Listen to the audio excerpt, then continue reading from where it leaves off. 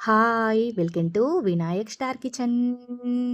ఈరోజు వీడియో వచ్చేసి నోట్లో పెడితే కరిగిపోయే ఒక మంచి స్వీట్ రెసిపీ. కొబ్బరి పాలు అలాగే అటుకులతో ఒక మంచి కమ్మని స్వీట్ రెసిపీ. చాలా అంటే చాలా టేస్టీగా ఉంటది. ఒక్కటి తిన్నామంటే ఇంకా ఇంకా తినాలనిపిస్తది. అంత టేస్టీగా ఉంటాయి. పండ్లు లేని ముసలి వాళ్ళ నుండి పండ్లు రాని పిల్లల వరకి ఎవ్వరైనా హెల్తీగా తినే రెసిపీ.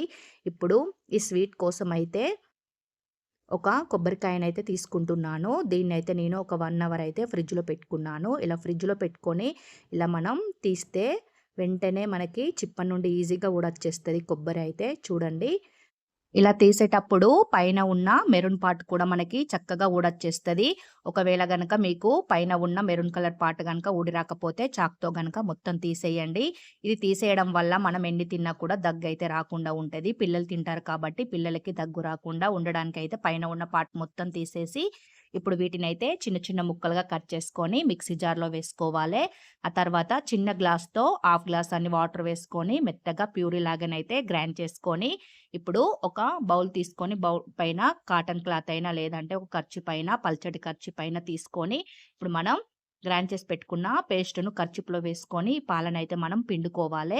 ఇలా దగ్గరికి మూట కట్టి గట్టిగా పిండితే మనకి కొబ్బరి పాలైతే చక్కగా వస్తాయి చూడండి. ఇలా గట్టిగా పిండుకొని కొబ్బరి పాలైతే తీసుకోవాలే. మనకి కొబ్బరి పాలైతే చిక్కగానే ఉండాలే. మరీ ఎక్కువ వాటర్ వేయకుండా కొబ్బరి పాలైతే చిక్కగానే తీసుకుంటేనే మనకి స్వీట్ ఇంకా టేస్టీగా ఉంటది. కొబ్బరి పాలు తీసిన తర్వాత ఇలా వచ్చిన తురుమునైతే దీన్ని ఎండలో పెట్టుకొని, ఆ తర్వాత ఫ్రై చేసుకొని స్టోర్ చేసుకుంటే మనకి ఎప్పుడు కావాలంటే అప్పుడు కర్రీలో అయితే ప్రిపేర్ చేసుకోవచ్చు. ఇప్పుడు ఈ కొబ్బరి పాలనైతే మనం 3 కప్పులు అయ్యేంత వరకైతే కొలుచుకోవాలే. నేనైతే ఇప్పుడు 3 కప్పులైతే కొబ్బరి పాలనైతే తీసుకుంటున్నాను. ఏ కప్పుతో అయితే మనం మెజర్‌మెంట్ తీసుకుంటున్నామో అదే కప్పుతో అటుకులను అలాగే బెల్లంను కూడా కొలుచుకొని తీసుకోవాలే. ఇప్పుడు కరెక్ట్ నాకు 3 కప్పుల కొబ్బరి పాలైతే వచ్చినాయి. ఇలా చిక్కటి కొబ్బరి పాలతో స్వీట్ గనుక ప్రిపేర్ చేసుకుంటే చాలా అంటే చాలా కమ్మగా ఉంటది.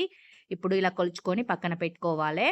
అదే కప్పుతో ఒక కప్పు 1:30 కప్పుల అటుకులనైతే తీసుకుంటున్నాను నేను. ఇలా 1:30 కప్పుల అటుకులను కూడా తీసుకొని దీన్ని ఇప్పుడు మెత్తగానైతే పొడిలాగా గ్రైండ్ చేసుకోవచ్చు. లేదంటే కొంచెం రవ్వలాగా ఉంచుకున్నా కూడా పర్వాలేదు. నేనైతే కొంచెం రవ్వగానే ఉంచుకుంటున్నాను. చూడండి ఇలా కొంచెం రవ్వలాగా గ్రైండ్ చేసుకొని ఇప్పుడు ఇలా గ్రైండ్ చేసుకున్న ఈ అటుకుల పొడిని కూడా మనం కొలుచుకున్న కొబ్బరి పాలలో వేసుకోవాలే. ఇలా వేసుకున్న తర్వాత స్పూన్‌తో మంచిగా మిక్స్ చేసుకొని ఒక 15 మినిట్స్ లేదంటే ఒక 30 మినిట్స్ అయితే నానబెట్టుకోవాలే. ఇలా మంచిగా మిక్స్ చేసుకొని ఒక 30 మినిట్స్ అయితే పక్కన పెట్టుకోండి. వీలు కాకుంటే ఒక 15 మినిట్స్ నానబెట్టుకున్నా సరిపోతది. ఇప్పుడు ఉండలు లేకుండా మనం చక్కగా ఈ కొబ్బరి పాలల్లో ఈ అటుకుల పొడి కలిసేలాగా మంచిగా మిక్స్ చేసుకోవాలే. ఇలా మిక్స్ చేసుకొని ఇప్పుడు దీన్నైతే పక్కన పెట్టుకోండి. ఒక 15 మినిట్స్ పక్కన పెట్టుకుంటే మనకి సరిపోతది. ఇది చక్కగా నానిపోయి ఉంటది కొబ్బరి పాలలో. ఇప్పుడు పాకం కోసమైతే ఒక పాన్ పెట్టుకొని ఇందులో 1 కప్పు బెల్లాన్నయితే తీసుకుంటున్నాను. ఇలా 1 కప్పు బెల్లానికి 1 కప్పు వాటర్ వేసుకొని ఇప్పుడు ఈ బెల్లాన్నయితే కరిగించుకోవాలే. నేను గడ్డ బెల్లం తీసుకున్నాను కాబట్టి కొంచెం కరగడానికి టైం ఎక్కువగానే పడతది. మీరు గనక బెల్లం పొడి గనక తీసుకున్నట్లయితే తొందరగా మనకి స్వీట్ అయితే ప్రిపేర్ చేసుకోవచ్చు. ఇలా బెల్లం అయితే పూర్తిగా కరిగేంత వరకైతే మనం ఇలా కలుపుతూ బెల్లాన్ని కరిగించుకోవాలే. ఎలాంటి పాకమైతే అవసరం లేదు మనకి ఈ స్వీట్ అయితే. ఓన్లీ బెల్లం కరిగితే సరిపోతది.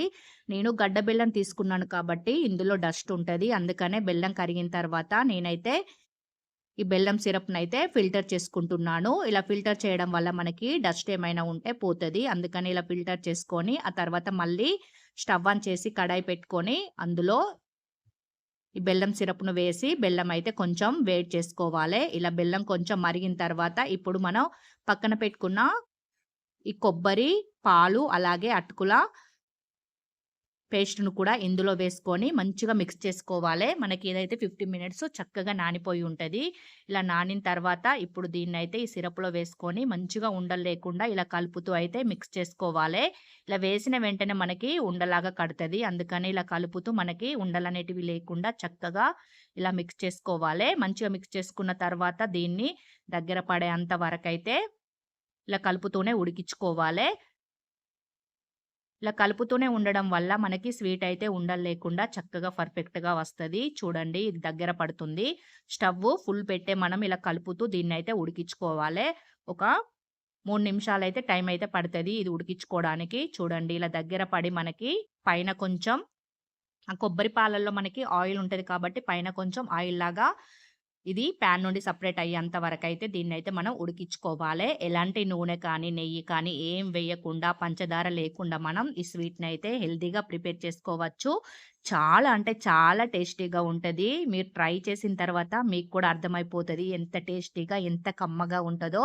ఇప్పుడు చూడండి మనకిది ప్యాన్ నుండి అయితే ఇలా సెపరేట్ అయ్యేంత వరకి ఉడికించుకొని, ఇప్పుడు దీన్ని స్టవ్ ఆఫ్ చేసైతే ఒక బౌల్ తీసుకొని దీనికైతే నేను గ్లాస్ బౌల్ తీసుకుంటున్నాను. ఇందులో కొంచెం ఆయిల్ అప్లై చేసుకుంటున్నాను.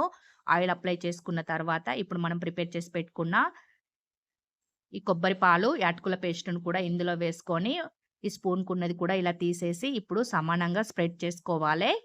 మనం ఇలా సమానంగా స్ప్రెడ్ చేసేటప్పుడైతే స్పూన్‌కి అతుక్కుంటది. అందుకనే స్పూన్‌కి కొంచెం ఆయిల్ అయినా అప్లై చేయండి. లేదంటే కొన్ని వాటర్ అప్లై చేసి ఇలా సమానంగా స్ప్రెడ్ చేస్తే మనకి సమానంగా వస్తది.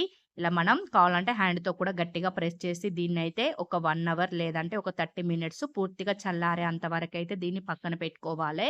ఒక 30 మినిట్స్ తర్వాత చూడండి మనకి చక్కగా స్వీట్ అయితే రెడీ అయిపోయి ఉంటది.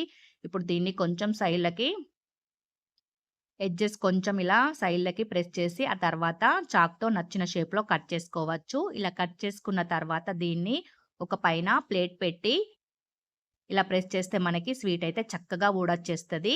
మళ్ళీ కావాలంటే దీన్ని మళ్ళీ ఒక సైడు వెనకాల ఘాట్లు పెట్టుకుంటే మనకి చక్కగా పీసెస్ లాగా ఊడొచ్చేస్తాయి. ఇప్పుడు దీన్నైతే నేను ఒక సర్వింగ్ బౌల్‌లోకైతే సర్వ్ చేసుకుంటున్నాను. చాలా అంటే చాలా హెల్తీ రెసిపీ కూడా. ఒక్కటి తిని చూస్తే ఇంకా ఇంకా మళ్ళీ మళ్ళీ తినాలనిపిస్తది. అసలెన్ని తిన్నామో కూడా మనకి తెలియదు. అంత టేస్టీగా ఉంటది. పండ్లు లేని ముసలి వాళ్ళైనా, పండ్లు రాని పిల్లలకైనా చక్కగా తినడానికి చాలా అంటే చాలా బాగుంటది. ఈ స్వీట్ మీరు కూడా తప్పకుండా ట్రై చేయండి. ఈ వీడియో మీకు నచ్చినట్లయితే సబ్స్క్రైబ్ చేయడం, లైక్ చేయడం, మీ ఫ్యామిలీ మెంబర్స్‌కి షేర్ చేయడం మాత్రం అస్సలు మర్చిపోకండి. Thank you for watching. Bye.